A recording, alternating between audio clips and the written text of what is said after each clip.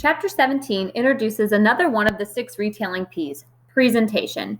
And presentation is all about the environment of a store. So it includes the design of the store, the location of merchandise within the store, and any other types of visual merchandising.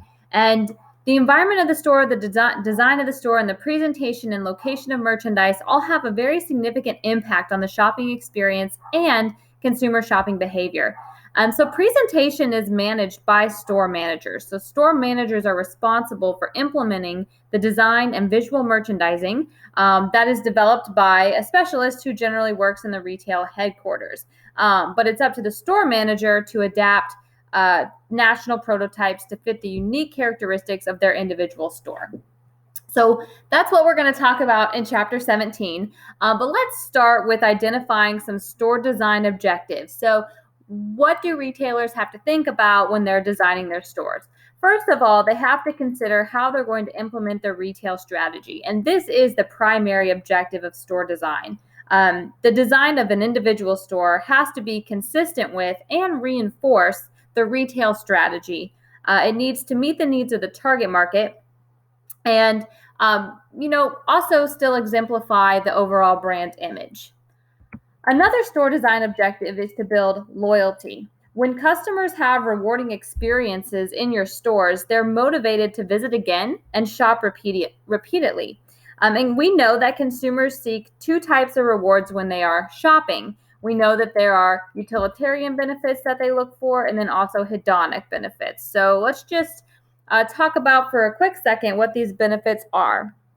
So utilitarian benefits are motivation for shoppers to accomplish a specific task. And so for a retailer, meeting utilitarian needs is critical, especially today because consumers are facing a time crunch. So we know utilitarian shoppers have a task or a goal in mind. They're walking into the store to find something specific. So as a retailer, when you're designing your store, you want to make sure your store design allows customers to get in, get what they need, and get out quickly.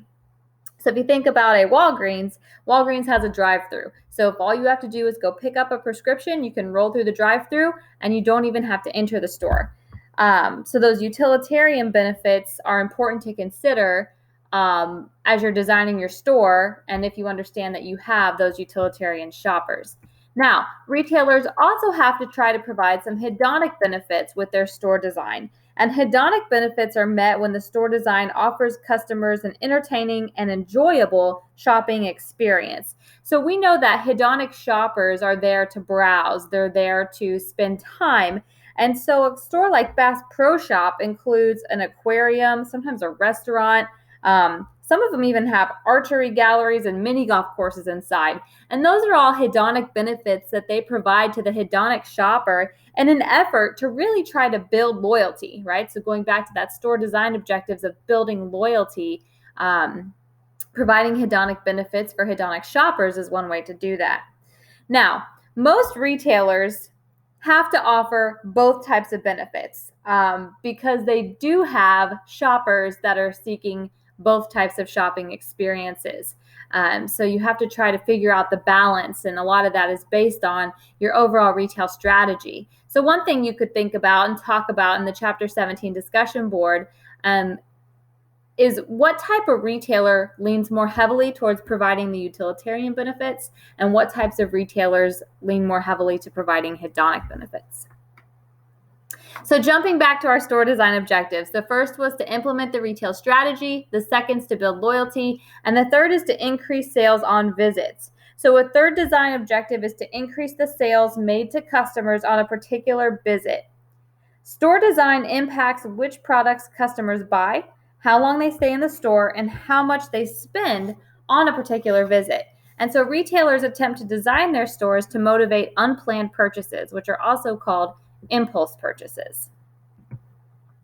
Retailers try to control costs in an effort to increase their profits. So when you're implementing a store design, you're thinking of things like how much lighting do we need? What types of displays do we need?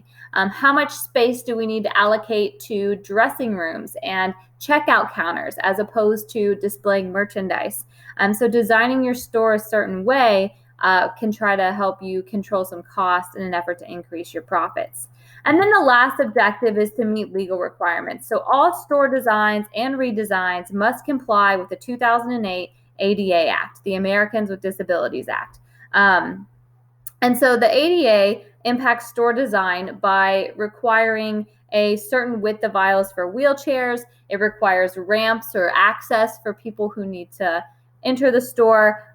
There's some Braille requirements and a few other requirements as well. So some have requirements for the hearing impaired, sight impaired, just to make sure that everybody can be accommodated in the store. So those are the 5 store design objectives. And when a retailer is planning the presentation of their store, these are the 5 things they keep in mind.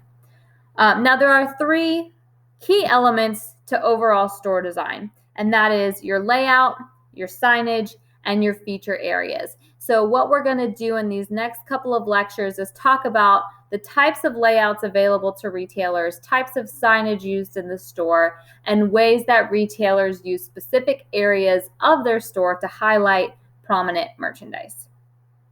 So let's start with layouts. There are 3 overarching layouts that retailers use when they're designing their store presentation. Now, real world, what you're going to see is that retailers combine elements from all of these layouts to design their store, but let's look at them as 3 individual layouts. So the first type of layout that you might find in a retail store is a grid layout. A grid layout has parallel aisles with merchandise on shelves on both sides of the aisle. Also, grid layouts have cash registers located only at the entrance and exit to the store. A grid layout works well for customers who are interested in the utilitarian benefits offered by the store. So generally, customers who are shopping a grid layout want to be able to easily locate products and make purchases very, very quickly. Grid layouts are very cost efficient for the retailer, and there's very little wasted space because aisles are all about the same size, just large enough for a customer and a shopping cart to get through. There's little wasted space because the shelves are very high, and so it allows for more product to be on the floor versus back in the stock room. So, you might have floor to ceiling or almost floor to ceiling shelving set up in very strict aisle format, so you can display a lot of product at once. And so grid layouts really do provide utilitarian benefits for customers shopping. So identify in the Chapter 17 discussion boards what types of retailers are most likely to use a grid layout. So that was layout 1. Layout 2 is what we call a racetrack layout. A racetrack layout is a layout that provides a major aisle that loops the entire store to guide customer traffic around many departments that are located within the store. So in a racetrack layout, there are low fixtures. So we don't have those floor to ceiling like we saw in grid. These are low fixtures that generally reach about chest or eye level. So they're not very tall. You can generally see over all of the fixtures and over all of the departments to be able to view the whole store. In a racetrack layout, point of sale counters or checkout counters are typically located in each department bordering the racetrack. So whereas a grid layout generally had a cash register just at the entrance exit area, racetrack layout is going to have lots of point of sale counters located within the departments.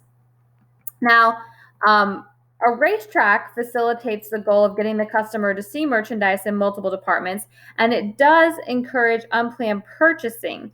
Because of the low fixtures, customers can see very different viewing angles of the store. And low fixtures are used so shoppers can see just beyond what they're currently looking at to hopefully encourage them to go deeper into the department. Now, within a department in a racetrack layout, the newest merchandise is generally located near the main aisle. So it's the first thing that the customer sees within the department. But then because those fixtures are so low, hopefully that customer will be enticed to go deeper into the layout. So the racetrack layout really does provide both utilitarian benefits and hedonic benefits to the customer. Those utilitarian shoppers can shop the main aisle and just get what they need within each department. And those hedonic shoppers can dive deep into each department and spend some time perusing all of the merchandise. So the first layout was a grid. The second layout's a racetrack. Let's talk about the third type of layout, which is a free-form layout. Sometimes this is also called a boutique layout. So the free-form layout arranges all of the fixtures in an asymmetric pattern. So there's really no rhyme or reason to where things are located. They're just very asymmetric, and there's lots of walking room for customers to kind of get around. And so this provides a very intimate, relaxing shopping experience, and it does allow for browsing since there is not a defined traffic pattern. Customers aren't drawn around the entire store, and so what that means is that we have to have a lot of personal selling. So there has to be a lot of interaction between the sales associates and the customers because there's no path or guide for them to be able to walk around to see everything. One potential limitation to this layout is that it does reduce the amount of merchandise on display because your fixtures are asymmetric and the stores are generally smaller. You cannot display as much merchandise as you could with a grid or racetrack layout. Now, the freeform layout is built to provide hedonic benefits. So this is for the customer who wants to browse the store and spend time. Generally, the checkout counter is located in the back of the store. So hopefully that does get customers to browse a lot of the items before checking out. And that's another way that the freeform layout provides those hedonic benefits. So take a second, think about what types of retailers are most likely to use one of these three layouts. And also think about retailers who combine these layouts and how they do that effectively. And you can post your thoughts in the Chapter 17 discussion boards. So we've talked about layouts. Let's talk about signage. Signage is another one of the key elements of presentation. And signage is necessary for a couple of reasons. One, signage provides information to the customers. Signage is going to help customers locate specific products and departments within a store. Signs are also used to help suggest special purchases. And then finally, they're used to reinforce the store's image. So signage is typically hung from a ceiling or on the walls. It can also be located on display within the store. And there are 4 types of signage that we're going to talk about today. The first being call to action signage. Call to action signage is placed in locations in the store that's going to encourage the shopper to engage with the retailer. So call to action signage is going to ask the customer to take an action. So you might see a sign that says, scan this QR code to learn more. You might see signs that say, play here, test the product here. You might see signs that say, like us on Facebook, follow us on Twitter. So it's a call to action because it's asking the customer to engage with the retailer in some way. Another type of signage is category signage. Category signage is used within a retail store to identify types of products offered, and category signage is located near the actual goods. So in a grocery store, category signage is going to tell you what you're going to find in each aisle. In an apparel store, you might see identifiers right above a type of product. So this is Old Navy jeans. So it's going to tell you what type of products is there. And the category signage is used to identify the type of product there. You might also see category signage in a department store that's going to point you in the direction of specific departments. A category signage in a shopping mall might be a map of the mall that tells you where the stores are. So a third type of signage is what we call promotional signage. Promotional signage describes special offers happening within the store. So it could be displayed in store windows. It could be displayed facing the outside of the store. But promotional signage is going to give you an idea of big promotions happening within the store. It could also just be a sign that has the store's name on it, or the sign that's announcing a special event. And special promotional signage could be placed anywhere. Point of sale signage, on the other hand, is going to be placed directly near merchandise, and it's going to list the price of a product. So when you see a sign on a table that says buy 2 or more, and these will be $19.99 each, that point of sale sign is talking specifically about the product on that table there. You might also see point of sale signage in a Kroger where it's saying this product is this price.